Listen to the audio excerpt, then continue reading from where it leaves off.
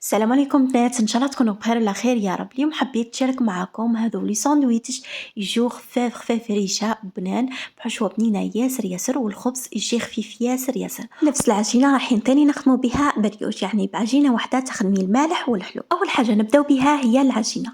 4 كيسان فرينة، ملعقة كبيرة سكر عادي، ملعقة مملوءة جيدا خميرة الخبز. أنا هنا كاتمة مسحة زدت شوية. المهم الملعقة تاع الخميرة عمروها جيدا. ملعقتين حليب بودر، إذا ما عندكش تقدري تعوضيها بعلبة ياغورت طبيعي أو تلمي بالحليب السائل. ودرت أكيد الملح. نخلط المواد الجافة مع بعضهم. بعدها ضفت نصف كاس نتاع زيت، وما تبسيش ديري مباشرة فوقو حبة تاع بيض. وزدت كاس نتاع ماء لازم يكون دافئ، وهنا زدت هذا 4. ونخلط حتى تعودنا عجينة تكون طرية تتلاصق في اليد. أنا هذا المقدار تاع 4 كيسان دات لي كاس وربع نتاع ماء، وتبقى أكيد على حساب النوعية تاع الفرينة تاعك إذا تشرب ولا لا. المهم لازم العجينة تاعكم تكون تتلاصق في اليد، تكون طرية. بعدها ضفت لها، هنا نشوفوا القوام تاعها، بعدها ضفت لها نصف ملعقة نتاع مارغرين. إذا عندك ضيفي، إذا ما عندكش تقدري تستغني عليها.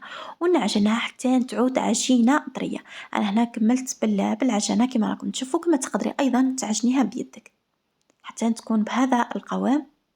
نقضيها ونخليها حتى يتضاعف الحجم نتاعها، تختمر. تديلك ما بين 20 إلى نصف ساعة على حساب الجو، إذا كان بارد ولا سخون. الوقت اللي راهي تختمر فيه العجينة تاعي، رحت وجدت الحشو اللي درت فيه نصف صدر دجاج، ودرت حشاوش مقطع رقيق اللي هو القزبر، ودرت سنات نتاع ثوم. كما تقدروا ثاني تضيفوا لها البصل وتقطعوه، انا ما كانش عندي البصل. بعدها ضفت التوابل اللي هما الكركم، فلفل اسود، توابل الشاورما وتوابل الدجاج وفلفل احمر. وتبقى اكيد التوابل على حساب الاختيار نتاعك. درتهم في الاشفار، رحيتهم، وهنايا كي ترحوهم في الاشفار رحيهم شويه برك، ما تبالغيش في الرحي حتى تكون كريمه. هنايا ضفت لها جبن طري، انا درت هذا تاع العلب، كما تقدري تضيفي تاع المثلثات. وضفت لها جبن مبشور، وخلطت كلش مع بعضه وخليته يتشرب التتبيله. هنايا العجينه تاعي هاي اختمرت كما راكم تشوفوا ضعف الحجم نتاعها. درت يديا فيها شويه زيت، وهبط لها الخمر تاعها كما راكم تشوفوا. وكي اي معجنات دائما نوصيكم ما تبالغوش انكم تهبطوا هذاك الخمر، خلوها شويه كما راكم تشوفوا. ما عاودت عجنتها. هنا قسمتها الى 3 ثلث راح ندير به بريوش، اما الثلثين رايحين نديرو بهم لي ساندويتش. قسم صغير راح ندير به البريوش، ضفت له الفانيليا وضفت له قشور نتاع الليمون، رايحين تعطيهم ذوق ولا اروع. وعجنتها كما راكم تشوفوا، وعاودت خليتها تختمر. كما تقدروا ديروا كامل عجينه ساندويتش، كما تقدروا ثاني ديروهم كامل بريوش. كما ايضا اذا حبيتوا البريوش تاعكم يجي حلو، تقدروا تضيفوا ملعقه نتاع سكر ناعم. هنايا العجينه اللي المتبقيه قسمتها الى 8.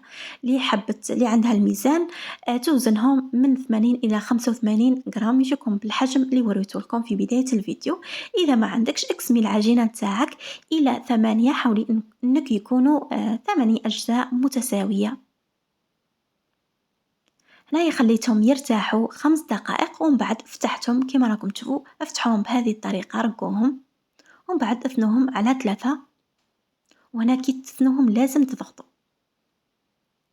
نعاود لكم كرة أخرى كما راكم تشوفوا، أكيد بالاستعانة إما بالفرينة ولا بالزيت. أنا نفضل أنه الزيت، لأنه العجينة راهي تلصق في اليد، راح تعيك إذا ما استعملتيش واحدة من هذو الزوج. هنايا درتهم في الصينية، ولازم لازم لازم لازم تضغطوا. هنايا أولا باش ما يجوكمش معجنين، وثانيا باش ما يجوكمش معجنين.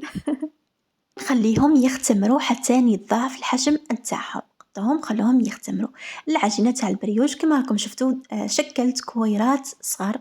للاسف ما وزنتهمش، شكلت عشوائيا، وكل حبه درت فيها 5. انا استعملت هذو لي مول تاع الكيش. والله البنات جاء شكلهم من اروع ما يكون. صح يجي الشكل تاعهم يهبل. وخليتهم ايضا يختمروا. وهنا كما راكم تشوفوا الخبز تاعنا بعد ما اختمر، شوفوا كيفاش ضاف الحجم نتاعو.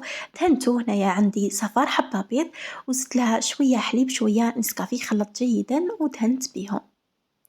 وللتزيين إذا حبيتوا ديروا هذو الخطوط بالاستعانة بموس، تقدروا تستغناو على هذا التزيين. ومن بعد رشيتهم بجلجلان. وهنايا كي تكونوا تدهنوا بالبيض بهذاك الصفار تاع البيض لازم ما تضغطوش باش ما يهبط لهمش الخمور تاعهم. كنت مسخنه الفور تاعي على اقصى درجه. ومن بعد نقصولو شويه، ما تنقصولوش ياسر، تقريبا واحد 200 درجه. دروها في الرف الوسطاني، كي يجيبوا من تحت شعليه من الفوق، اذا شعل من الفوق والتحت شعليه من الفوق والتحت، واذا عندك المروحه ثاني شعلي المروحه. وهذا هو شكلهم. شوفوا كيفاش يجوا، والله يا البنات يجوا خفاف لدرجه ما تصوروهمش. ننصحكم انكم تجربوا هذه الوصفه وتستمتعوا بالذوق، لانه صح بنان ياسر. بعدها رجعت للحشو، كما راكم تشوفوا شكلته الى شكل بيضاوي بهذه الطريقه. وهذاك الجبن اللي درناه تاع المبشور رايح يعطيله ذوق ولا اروع، يجوا مشمخين، ما يجوش ناشفين، يجوا صح بنان ياسر. جربوهم بهذه الطريقه بكل حذافيرها واستمتعوا بالذوق. صدقوني البنات يجوا بنان ياسر. هنايا في مقلاة درت شويه كميه قليله من الزيت وطيبتهم. راه ما يديولكمش وقت في الطياب، لانه الدجاج كما عارفين ما يديش وقت في الطياب. وثاني الكويرات راني مسطحتهم.